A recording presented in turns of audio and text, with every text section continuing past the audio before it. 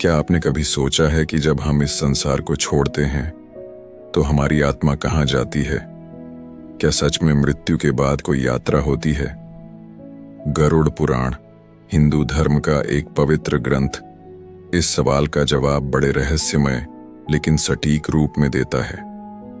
आज हम जानेंगे आत्मा की पहली रात कैसी होती है। जब किसी व्यक्ति की मृत्यु होती है तो उसकी आत्मा शरीर से बाहर निकलती है।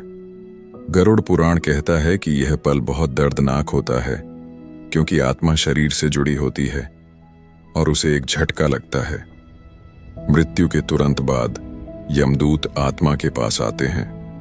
वे न तो डरावने होते हैं और न ही सुंदर, बल्कि वे वो रूप धारण करते हैं जो आत्मा के कर्मों के अनुसार हो।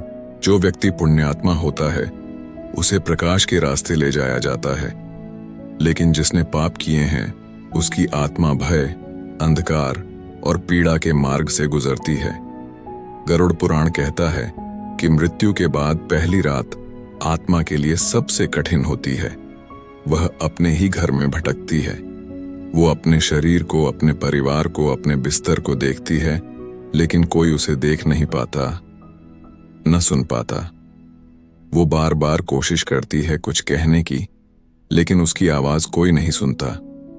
यही कारण है कि पितृकार्यों की शुरुआत पहले दिन से की जाती है ताकि आत्मा को शांति और मार्गदर्शन मिल सके। गरुड़ पुराण के अनुसार आत्मा को मृत्यु के बाद 13 दिन तक इस लोक और परलोक के बीच रहना होता है। हर दिन वह एक नया अनुभव करती है। पहले दिन उसे अपने अंतिम संस्कार की पीड़ा देखनी होती है। दूसरे दिन अपने शरीर की राख और हड्डियों को जलते देखना। तीसरे दिन परिवार के रोते बिलखते चेहरों को देखकर दुखी होना। हर दिन आत्मा थोड़ा थोड़ा आगे बढ़ती है, लेकिन तब तक जब तक श्राद्ध, तर्पण और पिंडदान जैसे कर्म नहीं किए जाते वह मुक्ति की ओर नहीं बढ़ सकती। 13 दिन के बाद आत्मा यमलोक की ओर बढ़ती है। यह यात्रा 47 दिनों तक चलती है, जिसमें आत्मा 16 नरकों के द्वार से गुजरती है। ये नरक अच्छे या बुरे नहीं होते, ये आत्मा के कर्मों के अनुसार उसे उसके कर्मों का अनुभव करवाते हैं।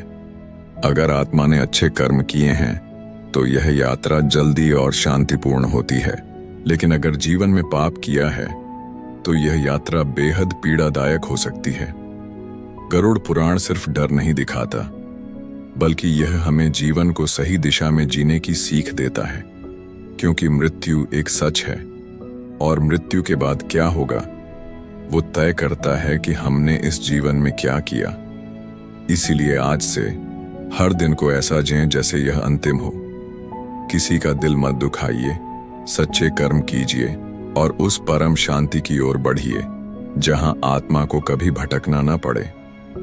अगर ये वीडियो आपको जीवन का कोई गहरा संदेश दे गई हो तो कृपया चैनल को सब्सक्राइब करें और इसे अपने अपनों के साथ जरूर साझा करें। शायद किसी और आत्मा को रास्ता मिल जाए।